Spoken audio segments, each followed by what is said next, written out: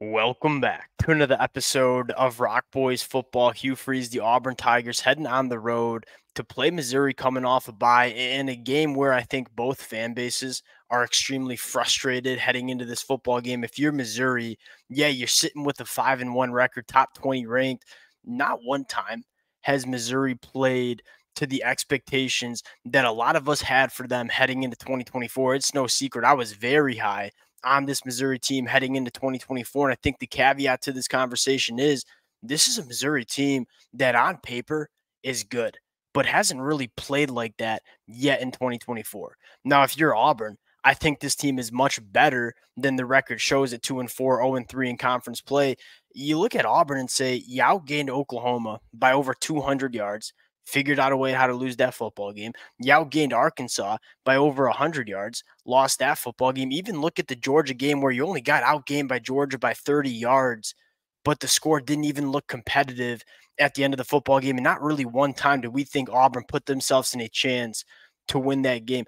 Auburn has played good football, and I know that's something Auburn fans don't really want to hear, but I think it's the truth, and we're going to talk about it, but have made crucial mistakes that you can't make in the SEC that has cost them football games. I think a fascinating matchup where Missouri has the opportunity to play a good Auburn team and look like the Missouri we expected in 2024. And Auburn has a chance to play good football and go on the road and knock off a top 20 team in the country.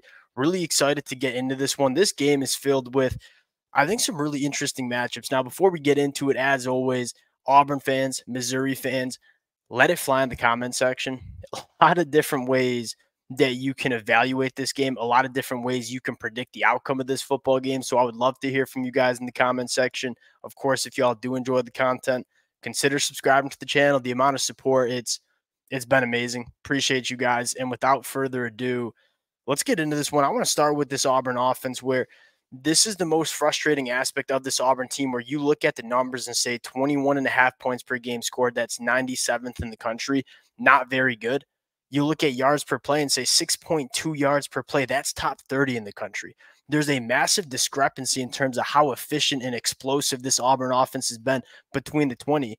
But then you get into the red zone, bad red zone offense, obviously turning the football over, been really bad on third downs as well.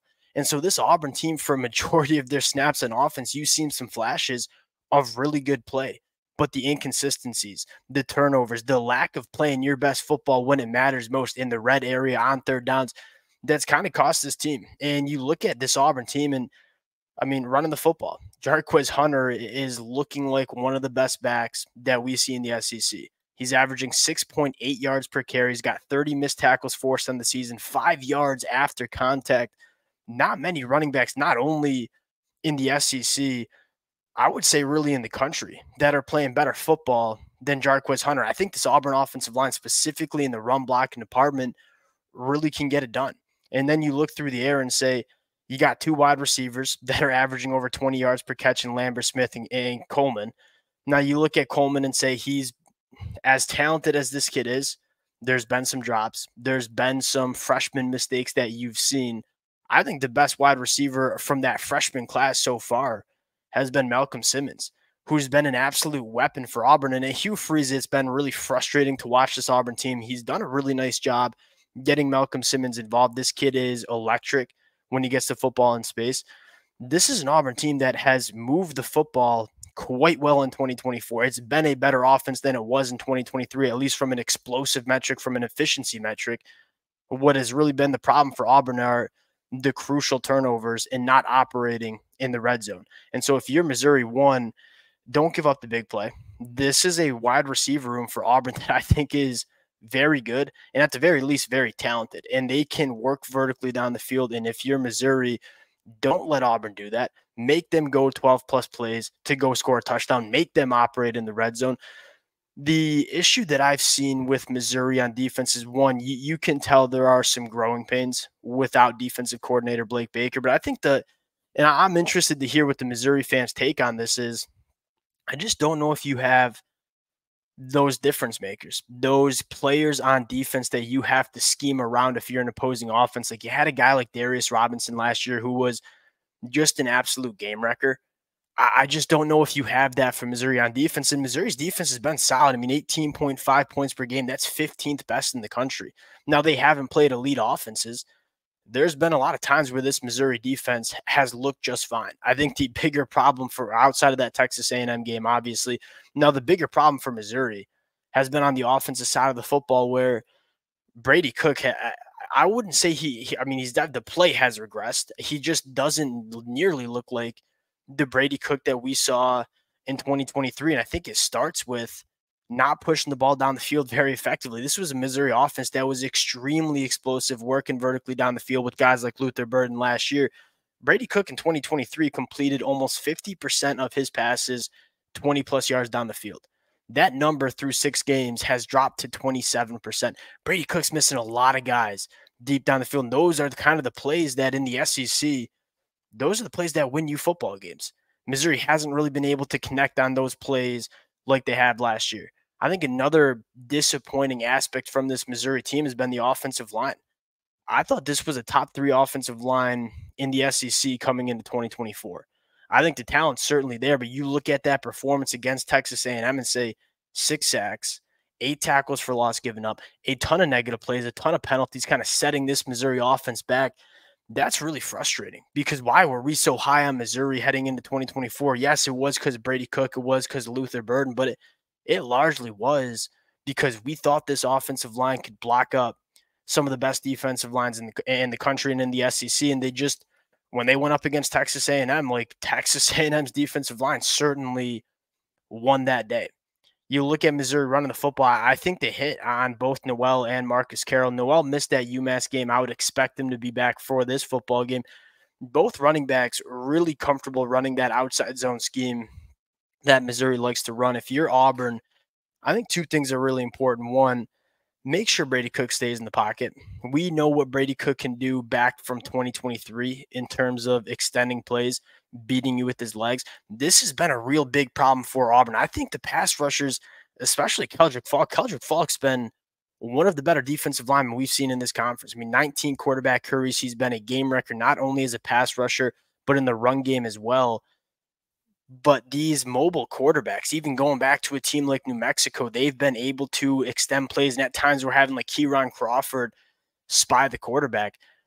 Look, I ain't no defensive coach, but having a 250-pound edge rusher spying athletic quarterbacks, that doesn't seem to do much because, one, you're taking away one of your better edge rushers and kind of not having him rush the passer. But number 2 is 250-pound body. He's not meant to chase down athletic quarterbacks. So one of the bigger question marks I have for Auburn heading into this game, especially coming off the bye week, have we cleaned that aspect of the defense up? You got to make sure these quarterbacks are staying in the pocket. Can you get after the quarterback and create some of those negative plays while also not allowing the quarterback to get outside the pocket and burn you like they've had repeatedly over the last couple of weeks?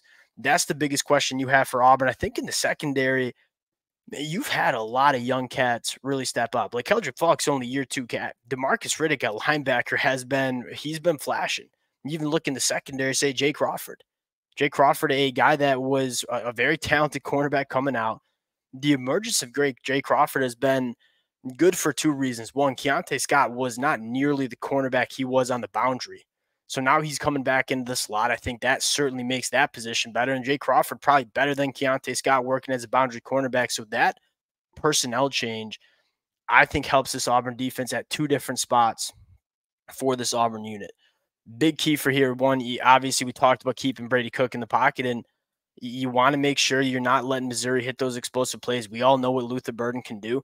I think if you're Missouri, you're trying to find some matchups with Luther Burden potentially working on a true freshman quarterback like Jay Crawford. Let him go try to hit some of those explosive plays that won Missouri so many games in the 2024 season, or 2023 season, excuse me.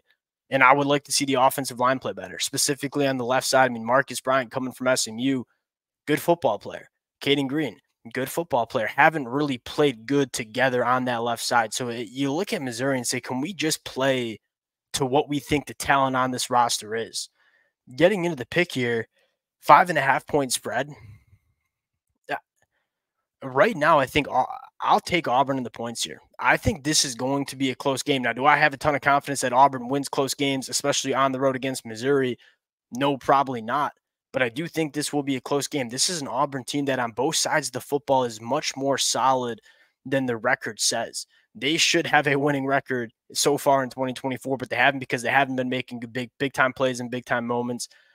I'm not super confident taking Auburn to win this game outright, but I am kind of confident that Auburn can keep this game within a touchdown, especially with how Missouri has been playing the last couple of weeks. I think a lot of Missouri fans would agree. This is a team that is not inspiring a ton of confidence heading into this Auburn matchup. Even against UMass, it wasn't clean.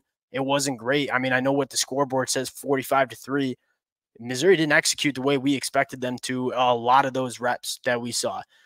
Give me Auburn to cover the number. I think this game's a toss-up. Would love to hear from you guys in the comment section. Again, all the support means the absolute world. If you guys do enjoy the content, consider subscribing to the channel. We'll talk to y'all later. Peace.